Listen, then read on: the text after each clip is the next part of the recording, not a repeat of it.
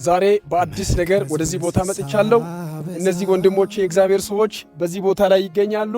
ዛሬ በመዳን ተራራ ጊዜ ቆጥሮ ሰዓት ቆጥሮ እግዚአብሔር በራሱ ጊዜና በራሱ ዓላማ የተናገረውን ቃል ፈጽሞ በእነዚህ የእግዚአብሔር ሰዎች ይሄንን ቤት ዛሬ ተራራ ላይ ለመስራት ተወስኖ በዚህ ቦታ ላይ መተናልና ከዚህ በፊት እጅግ በጣም በዝናብ በከፍተኛ ፀሐይ በከፍተኛ ብርድ እጅግ በጣም የተሰቃየን ወይም በሌሊት ማታ የሚጸልዩ እጅግ በጣም ብዙ ነቢያቶችና አገልጋዮች በዚህ ቦታ ላይ ይገኛሉ እና አውሬ ያለ የተለያየ አውሬዎች አሉ ይተናኮላሉና ይሄ ሁሉ የሆነው ቦታ ስላለለና ቤት ስላለለ ነውና ዛሬ ላይ ግን ጊዜና ቀን ቆጥሮ እግዚአብሔር በጊዜው በዚህ ቦታ ላይ 108 ቅጠል ቆርቆሮ ለመስራት እነዚህ የእግዚአብሔር ሰዎች የምናያቸው የእግዚአብሔር ሰዎች እጅግ በጣም በሚገርም ሁኔታ ተነሳስተዋልና ዛሬም ቢሆን ነገም ቢሆን በዚህም የምትከታተሉ አካውንታችንን በታች ላይ ጽፈናል።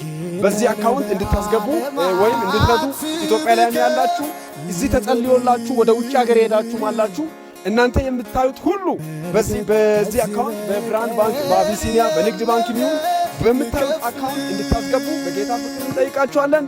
ለዚህ ተራራ ላይ አሻራ እንድታሳርፉ በዚህ ተራራ ላይ መልካም ነገር እንድታደርጉ ለልጆቻችሁ፣ ለዘራችሁ፣ ለቤታችሁ፣ ለትውልድ ይሆናል ለነገ ትውልድ ስለሚሆን ወገኖቼ እላችኋለሁ ተባረኩ።